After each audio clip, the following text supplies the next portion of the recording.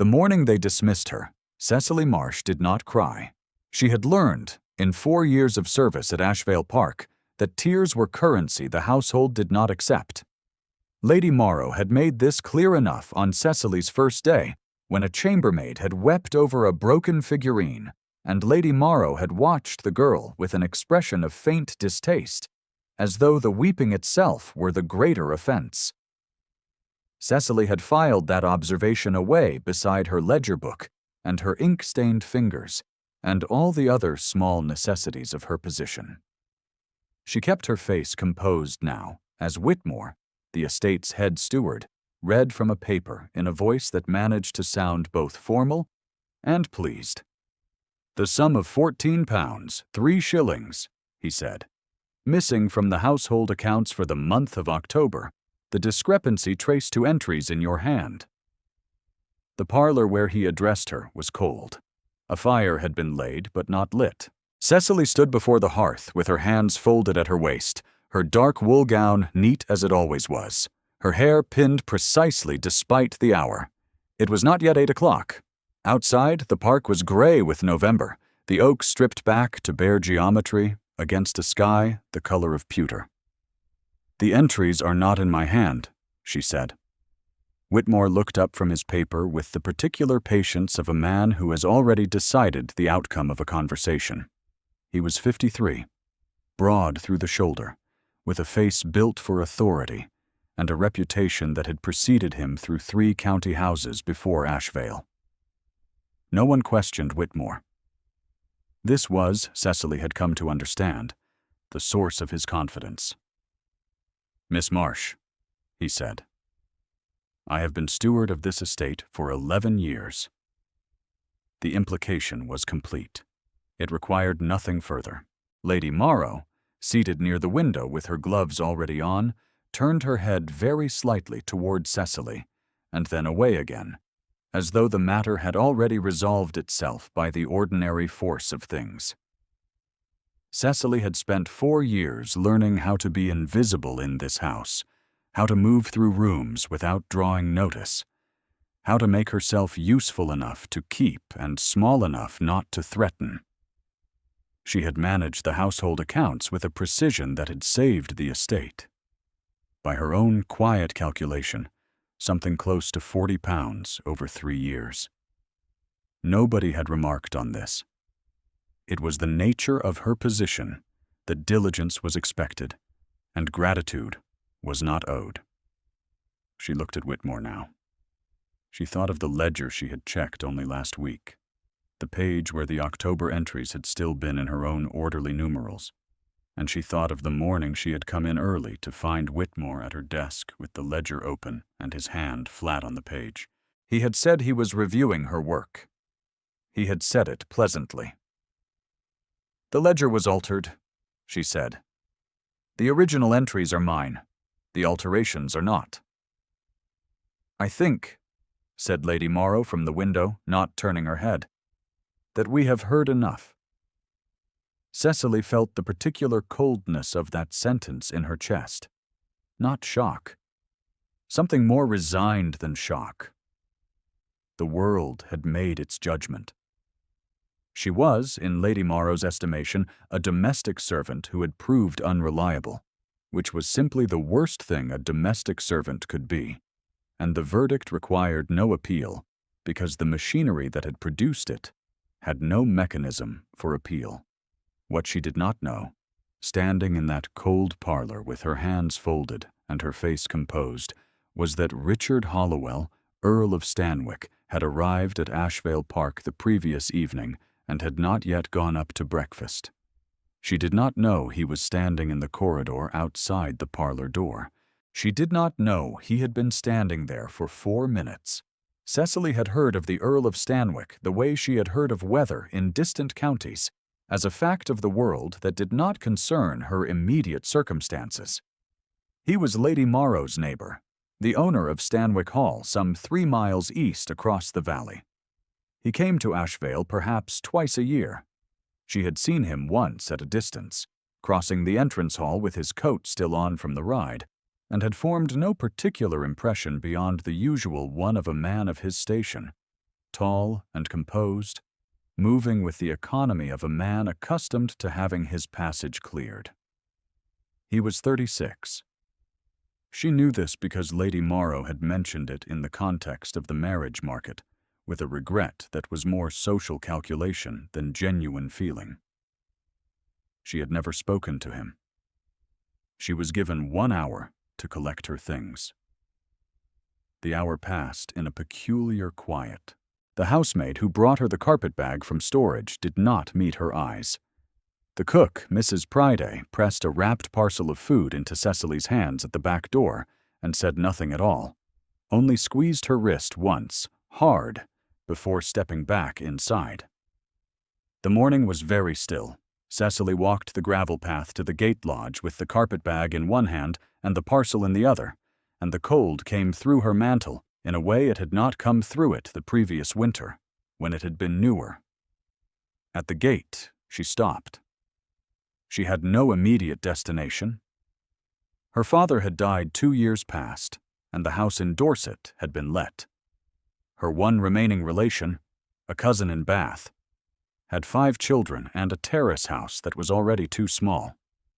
She had £12 saved. After the coach fare to Bath and 2 weeks of lodging, she would have perhaps 7. The gate creaked behind her. She turned.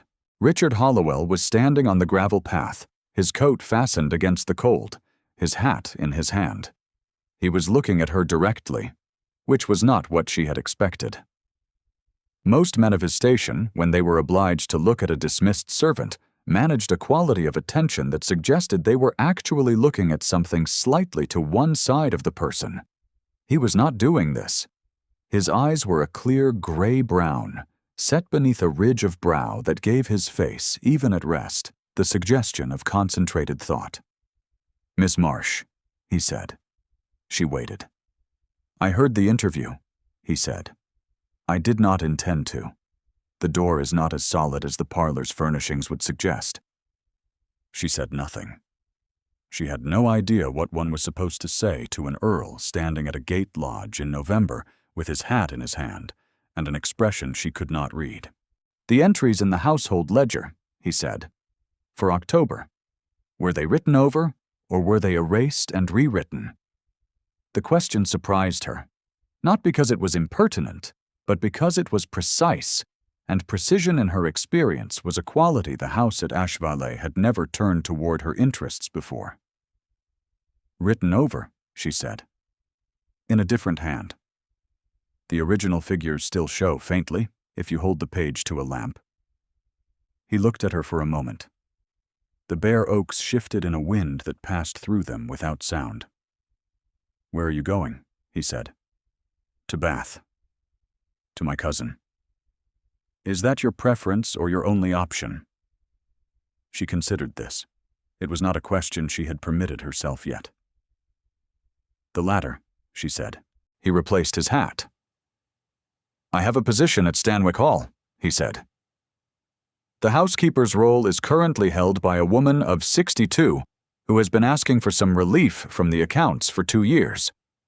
I had not yet found a satisfactory solution." A pause. "I am aware that this conversation is irregular." "It is," she said. "Do you require time to consider it?" She looked past him toward the house. The parlor window was a dark rectangle of glass. She thought of the £14, 3 shillings, and the cold fire, and Whitmore's voice reading from a paper that contained a fiction he had authored, and Lady Morrow's head turning away. "No," she said, "if anyone wishes to stay a moment with Cecily at this gate, before the story carries her forward, I understand the impulse." She did not yet know what she was walking toward. She knew only what she was walking away from.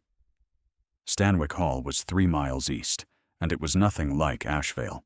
Where Ashvale Park had the cold grandeur of a house that had been impressing visitors for generations and had arranged itself accordingly, Stanwick was older and less polished, its stone more weathered, its grounds more honestly tended. There was a library that took up most of the east wing and smelled of leather and old paper. There was a garden that had clearly been a project of someone who was no longer present to tend it. The rose beds mulched for winter, the alleys of hornbeam neatly clipped but with a quality of waiting about them, as though they had been kept up in hope rather than use. The existing housekeeper, a Mrs. Fenwick, received Cecily with a warmth that suggested the woman had been genuinely tired for some time and was not going to let dignity get in the way of relief. Within 2 days, Cecily had the account books spread across the table in the housekeeper's room and had found 3 errors that had been quietly accumulating since the previous spring. She corrected them without comment. She made a list of household suppliers that had been overcharging and another of the rooms that needed airing before the winter set in properly. She did her work with the same economy and precision she had brought to Ashvale, because it was the only way she knew how to work. She did not see Lord Stanwick for 5 days. When she did see him, he was in the library, standing with his back to the door and a volume open in his hands, and he did not hear her enter. She had come to return a household ledger to its shelf. She moved quietly, as she always moved, and was nearly at the door again when he turned. "Miss Marsh," he said. "My lord." "How are the accounts?" "Manageable," she said. "There were some errors. I have corrected them." He looked at her in that same direct way he had at the gate. She had the unsettling sensation that he was not calculating her worth in the manner she was accustomed to, as a number against a cost. He was simply looking at her. "Whitmore has been at Ashvale for 11 years, he said, in a tone that was not quite observation and not quite accusation. "Yes," she said. "He came recommended from Helmsley House." "I did not know that." "The family at Helmsley House," he said, "dismissed their under-butler in 1808 for discrepancies in the wine accounts. The discrepancies were later attributed to another cause." He paused. "I have been looking into the matter." She absorbed this. The fire in the library grate was very warm. She could feel the warmth on the side of her face. "You are not obliged to do so," she said carefully. "I am aware of that," he said. He returned to his book. She left the library. She did not allow herself to think about the warmth in her face, because she was 24 years old and practical by both necessity and temperament, and she had learned what it cost a woman in her position to mistake attention for something it was not. The house prepared for Christmas. Mrs. Fenwick had a niece who came to stay in December, a cheerful girl of 14 named Alice, who followed Cecily from room to room with a proprietary friendliness that Cecily found both charming and faintly bewildering, as she was not accustomed to being sought out for company. The hall was brought out of its summer arrangement. Boughs of greenery appeared in the entrance and the dining room. A goose was ordered. Lord Stanwick was present at meals he had previously taken in his study, which Mrs. Fenwick noted with a careful blankness. Cecily noted it also, and said nothing. She noticed other things. She noticed that he read in the library until late, and that the light under the door was often still burning at midnight. She noticed that there was a small portrait on the wall of his study, visible when the door stood open, of a woman in a blue gown who was perhaps 30 when it was painted. She noticed that the portrait was turned slightly toward the wall, not enough to hide it, but enough that you could not see the face unless you stood at a particular angle. She did not ask about the portrait. It was not her place to ask, and she understood that some griefs are not explained so much as carried forward into every subsequent morning. She was carrying her own smaller version of a similar weight. The memory of the cold parlor at Ashvale. The sound of her own name spoken by Whitmore in a voice of official regret. The memory of Lady Morrow's head turning away, and the specific quality of that turning, which had communicated not cruelty, but indifference, which was in some ways harder to hold. To those who knew Cecily only by her position, she was, as Mrs. Talbot the milliner's wife put it, to a friend over tea in Stanwick Village, merely a dismissed servant the Earl had taken on out of some passing charity. The phrase was not meant unkindly. It was simply the accurate summary of the social facts as they appeared from the outside. She did not know that Lord Stanwick, the previous week, had written a letter to the solicitor who handled the affairs of Helmsley House. She did not know what the letter contained. What she knew of his wound came to her on a Tuesday in mid-December, not because he told her directly, but because of the way he spoke of it obliquely, in the manner of a man who has been carrying something long enough that it has become part of the way he breathes. She had brought him the household accounts for his review, and he had asked her to sit, which was unusual enough that she had sat. He had looked at the accounts for some time without speaking. Then he had said, without looking up, "My wife was fond of the rose garden." She waited. "She died 3 years ago," he said. "In childbed. The child also." He turned a page of the accounts. "I kept the garden in the manner she had planned because it seemed right to do so. I am not certain now whether that was right or simply habitual." She thought about this. She thought about what it cost a man with his particular quality of stillness to say even those few sentences. "Continuing a thing a person loved," she said, "seems a form of respect, whether or not they are present to receive it." He looked up. She met his eyes for a moment, long enough to feel the particular warmth that she had been carefully not naming. And then she looked down at the account page in front of her. The accounts were in order.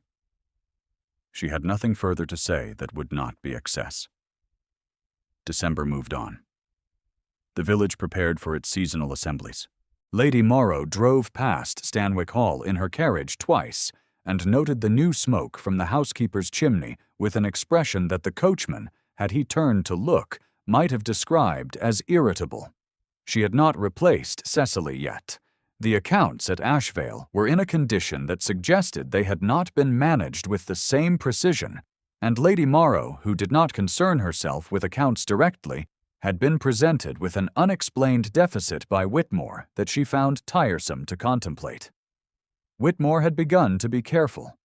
A guilty man under low observation becomes meticulous about the wrong things. He checked and rechecked the October ledger he had altered. He did not know that Lord Stanwick had sent an inquiry to Helmsley House. He did not know that the solicitor there had found the correspondence regarding the under-butler of 1808 in a box of old papers that had not been looked at in years, and that the correspondence included, in passing, a reference to the estate's steward at the time, one Whitmore, and a query about a sum that had never been satisfactorily explained. He did not know any of this. He was confident. This was his great liability. He had been confident at Helmsley House. He had been confident for 11 years at Ashvale. Confidence, for a man like Whitmore, was not a quality built from evidence. It was a quality built from the simple observation that he had never been held to account. The county assembly was held on the 22nd of December in the assembly rooms at Harwick, the nearest market town. Mrs. Fenwick attended. Alice attended. Cecily attended at Mrs. Fenwick's persuasion in a gown of dark green wool that had been her best before she had lost the use of everything better, and which was decent enough if one did not compare it too closely to the gathered muslins and embroidered silks of the women who circled the room with the confidence of those who had never needed to calculate the cost of attending a public assembly. Lord Stanwick attended. Lady Morrow attended. She had with her Miss Aurelia Vane, the daughter of a baronet from the next county, whose cream silk gown had a border of seed pearls, and who moved through the assembly rooms with the particular ease of a young woman who had been told her whole life that rooms like this were made for her. Miss Vane was 20, very pretty, and had been understood by the county for some months to be the likely resolution of Lord Stanwick's years of solitude. Cecily stood near the refreshment table with a cup of negus she was not drinking. She watched the room with the practiced invisibility of her position, which meant she saw a great deal more than most people assumed she did. She saw Lady Morrow's eyes track Lord Stanwic's position from across the room with the calculation of a woman managing a social outcome she had already planned. She saw Miss Vane's fan move in a gesture that was very slightly too practiced to be unstudied. She saw Lord Stanwick speak to several men of the county in turn with a courtesy that was genuine and a manner that gave nothing away. She saw him once look across the room to the refreshment table, and she felt the look land on her before she could decide what to do with it. She looked away first. Lady Morrow approached the refreshment table near the end of the first set of dances. She was wearing her rubies, and she moved with the assurance of a woman who had never, in her adult life, stood near a refreshment table as anything other than a guest of consequence. "Miss Marsh," she said. The tone was pleasant and precisely aimed. "Lady Morrow, I understand you have found a situation at Stanwick Hall." A pause, carefully weighted. "How very fortunate for a woman in your position." The phrase was a performance in 4 words. Cecily understood its full content. A woman who had been dismissed for theft, kept on through an earl's inexplicable charity, ought to be aware of exactly how contingent her circumstances were. "I am grateful for the employment," Cecily said. "Quite." Lady Morrow's fan moved once, settled. "I should mention, in the spirit of candor, that Lord Stanwick is a man whose judgment is sometimes generous beyond what the circumstances warrant. One would not wish him to be inconvenienced." A small, correct smile. "By anything that might come to light." She moved away. Cecily set down the cup of negus. Her hands were steady. The steadiness was not composure, so much as a kind of cold clarity that had settled over her the moment Lady Morrow began to speak. The way a frost settles over a field while the air is still, and the temperature simply drops below the point at which water remains water. She remained at the assembly for the requisite time. She spoke to Mrs. Fenwick. She allowed Alice to pull her toward the edge of the dancing and stand with her there for one set, watching the figures move in their patterns with the solemn pleasure of a girl who had not yet been taught to dismiss her own enjoyment of such things. When the evening ended, she rode back to Stanwick Hall in the carriage with Mrs. Fenwick and Alice, and said very little. And the darkness outside the carriage windows was very complete, with only the occasional lit farmhouse window to mark that the world continued past the beam of the carriage lamp. Lord Stanwick returned to Stanwick Hall an hour after they did. She knew he had returned because she was still awake, reading in the housekeeper's room, when she heard the front door close and his step in the entrance hall. And then no sound at all for a moment. And then his step again, going toward the library. She was not going to the library. There was nothing she needed to retrieve from the library. She read for another hour and then went to bed. What she did not know, in the hours before sleep, was that a letter had arrived that afternoon from the solicitor at Helmsley House, addressed to Lord Stanwick, and that Lord Stanwick had read it before the assembly and had been carrying its contents in his coat pocket all evening. Christmas came. The goose was served. Lord Stanwick ate with the household, which was his habit at Christmas, and Alice sat at the table with her eyes very wide and her best mantle still on, because she had forgotten to take it off in the excitement of the goose. The afternoon was warm with fire, and the smell of pine and the specific comfortable sound of a house that has been inhabited by the same people long enough to have settled into their presence. Lord Stanwick said, after the meal, that he would be riding to Ashvale Park on the 28th. He said nothing further about this. His face was quiet and level, and gave nothing away. Mrs. Fenwick looked at Cecily across the table. Cecily looked at the tablecloth. The 28th of December was a Tuesday. Cecily knew, because she had looked at the household calendar, that Lady Morrow was hosting a card party that afternoon, which meant the drawing room at Ashvale would contain most of the county's winter residents, among them the Vanes, the Trembles, the elder Miss Dorset, and her married sister, 3 families from the far end of the valley who had returned to their houses for the winter, and the vicar, who attended every social occasion at Ashvale with the quiet fidelity of a man who believed that proximity to consequence was its own form of spiritual practice. She did not expect to be present at this card party. She was not invited to card parties. The invitation came on the morning of the 27th. It was from Lord Stanwick, passed through Mrs. Fenwick, and it said only that her presence the following day would be appreciated in the matter of the household accounts. She stared at it for some time. "He means to address the thing directly," Mrs. Fenwick said, in a voice of careful neutrality. "In front of the county," Cecily said. "It seems so." She thought about what this meant. She thought about Lady Morrow's face at the assembly, the rubies, the fan, the 4 words spoken with the precision of a woman who had decided the matter was already settled. She thought about Whitmore and his 11 years of confidence and the ledger he had altered, and the cold parlor and the gate, and the 3 miles she had walked in November with £14 in her account and 7 likely remaining after Bath. "Very well," she said. Stanwick Hall's carriage conveyed her to Ashvale the following afternoon. She wore her dark green gown again, which was not what she would have chosen for a public audience, but she did not have another. She kept her hands folded in her lap and her back straight, and she did not allow herself to rehearse what might be said or how it might go, because she had no control over any of it, and rehearsal would only erode the steadiness she would need. The drawing room at Ashvale was arranged for cards, 4 tables dressed, and most of the county seated by the time she was shown in by a footman who was visibly uncertain what to do with her.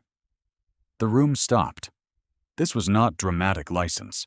It stopped in the way rooms stop when something enters that the room has not anticipated, a suspended breath that goes through every occupant simultaneously. Lady Morrow stood at the far end near the fire. Whitmore was present in his customary position near the door to the servants' corridor. Miss Vane was seated at the nearest card table, her seed-pearl gown replaced by an afternoon dress of apricot muslin, her eyes moving between Cecily and Lord Stanwick with an expression that was, for the first time in Cecily's observation of her, not practiced. Lord Stanwick stood in the center of the room. He had arrived before her. He was holding a letter. "Your ladyship," he said. He addressed Lady Morrow with the formal courtesy he always used, which was exact and contained, and left no room for dispute. "I have received a communication from Messrs. Hartley and Crane, solicitors, of Helmsley." He did not raise his voice. He did not need to. The room was extremely quiet. "It concerns the accounts of this estate, and a similar irregularity at Helmsley House in 1808, and the individual responsible for both."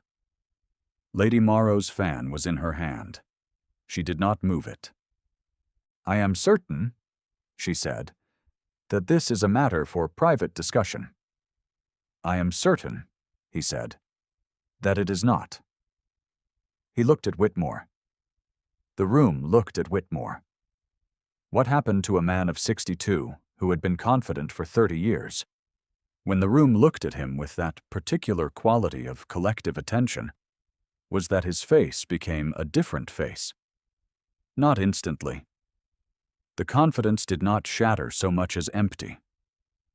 The authority that had sat in the lines of his mouth and the set of his shoulders simply withdrew, and what remained was older and smaller, and somehow more frightened than Cecily had expected. She had not expected pity. She did not feel it.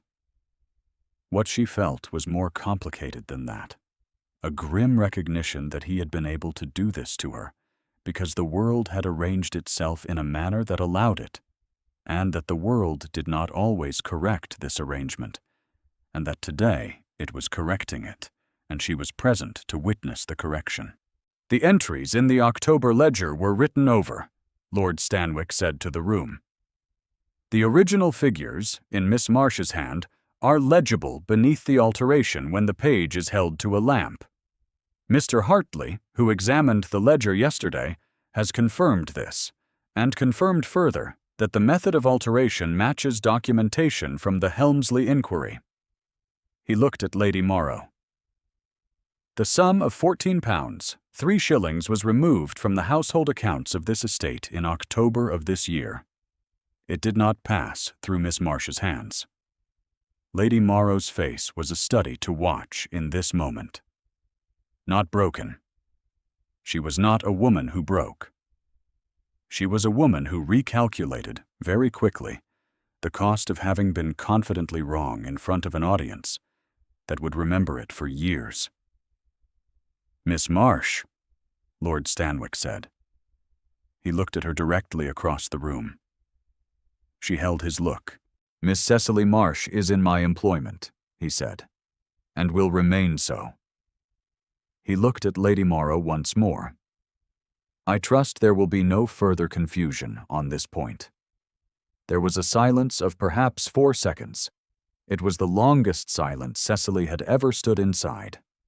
Then Mrs. Tremble, who was 81 and had lived in the county for all of it, and had therefore earned the right to determine the emotional temperature of a room when she chose to exercise it, said something to the woman beside her in a low voice and smiled, and the room exhaled.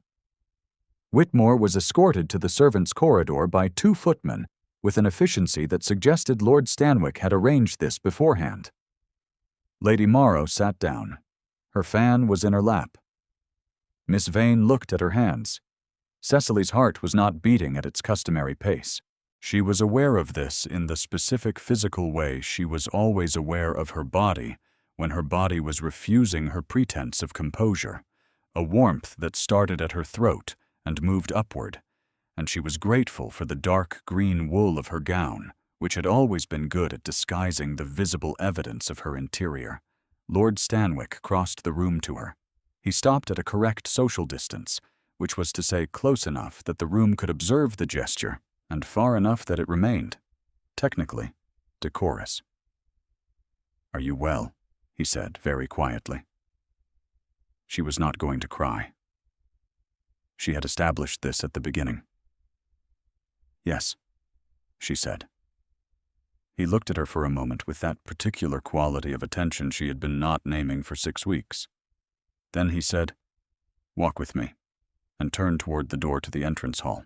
The January air outside was cold and bright, the gravel drive frost-hardened underfoot, the bare oaks enormous against a sky that had cleared to a pale winter blue. She walked beside him at the correct distance. Neither of them spoke for some time. The house was behind them, and the park was ahead of them, and somewhere distant a wood pigeon called once, and was answered. She was thinking about the rose garden at Stanwick Hall. She was thinking about a woman in a blue gown turned toward a wall. She was thinking about the distance between being useful to someone and being wanted by someone, and the manner in which she had forbidden herself for 6 weeks to confuse the two. "I have been considering the rose garden," he said. She waited. "It needs attention in the spring. There are plans my wife drew that have not been carried out. I had thought," he said, and paused. And the pause had something in it she had not heard in his voice before, something that was not quite uncertainty, but was the nearest he came to it. That it might be carried out, if someone wished to continue the work. She understood that this was not about the rose garden.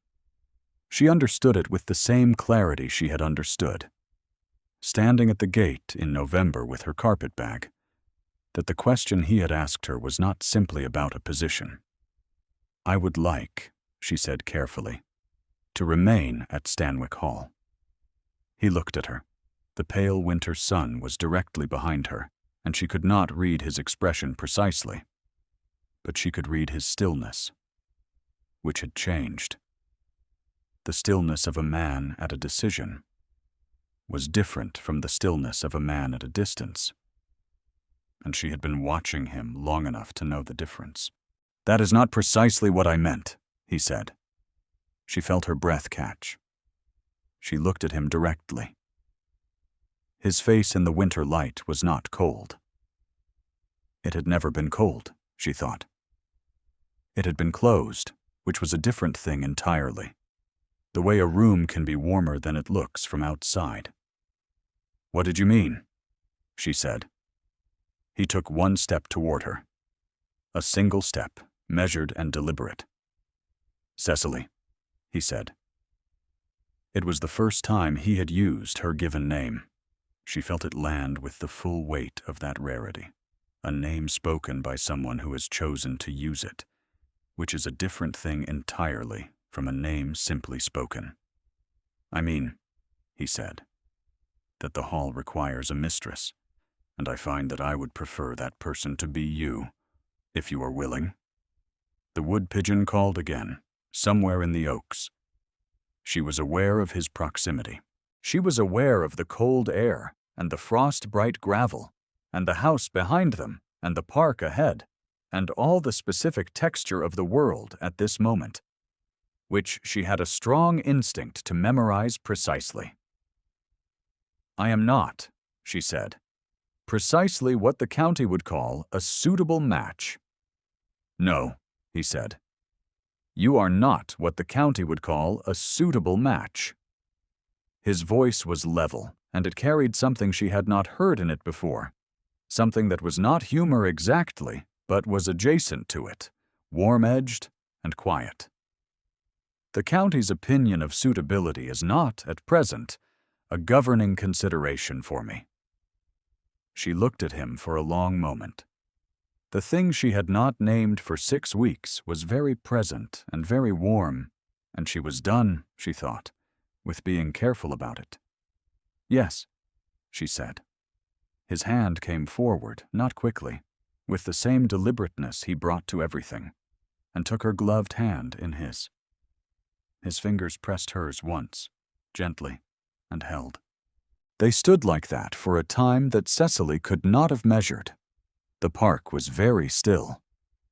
The oaks were very bare and very beautiful against the winter sky, and the frost was melting in the places where the pale sun caught the gravel, and the whole of it had a quality she could only describe as earned, which was not a word she would have thought to apply to a landscape, but which was the right word, precisely.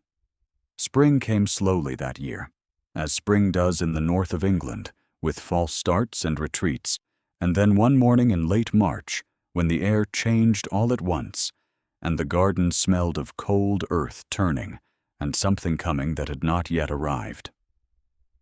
There was a morning in April when Cecily stood in the rose garden at Stanwick Hall with a plan drawn in a woman's hand, the lines faded now to the gray of old ink, and read the notes in the margins. The woman who had drawn it had wanted a white rose, a climbing variety at the west wall, and a low border of lavender along the inner path, and a bench positioned to catch the afternoon light. None of these things had been planted. Richard stood beside her. He had a habit of standing beside her, rather than at the formal distance that had governed their early months, and she had grown accustomed to it with the ease of a thing that had always been natural, and was only now permitted. "The lavender border," she said. "Yes," he said. She had good instincts, Cecily said. She meant it. She had seen the garden in its winter state, and had looked at the plan and thought that the woman who had drawn it had understood what the space wanted. He was quiet for a moment. "She did," he said. The quality of his silence was not grief any longer, or not only grief. It was the more complex thing that comes after grief has been carried long enough to become part of the shape of a life, rather than an interruption of it. She touched his hand once, lightly, without looking at him. He turned his palm and held hers. The plan lay across her other arm, the old paper soft with handling. She would begin in the south border, where the soil had been turned already by the gardener's boy, and she would plant the lavender last when the evenings were warm enough to kneel in the beds without the cold coming through. The bench they put at the angle, the plan specified. It caught the afternoon light exactly as the drawing had predicted. On the first evening of May, they sat on it together, with the last of the day on the stone walls, and the first roses just setting their leaves, and the quiet of the garden around them had the quality of something that had been waiting patiently for a long time to be inhabited. She had a small carved ivory comb in her pocket, which had been her mother's, and before that her grandmother's, and which she had carried through every house she had worked in, and never set down. She took it out now, and held it in her palm for a moment, the old ivory warm from her pocket, the carving worn at the edge by years of handling. She had not shown it to anyone in a long time. There had been no one to show it to. She set it on the arm of the bench between them. He looked at it. Then he looked at her. She left it there. The light moved across the garden in its slow, unhurrying way, and the roses opened one by one through the long weeks of summer as they were always going to, as they had waited through the cold to do, and the house behind them had been warm for a long time already, without anyone remarking on it. Because warmth, when it is finally come home to, requires no announcement. It simply remains. If this story settled something in you, I am glad of the company. Stay close. The ivory comb sat on the arm of that bench through the whole of the first summer. Cecily picked it up each evening when they went inside and set it down each morning when they came back out, and neither of them ever commented on this small ceremony, because some things are better kept than explained.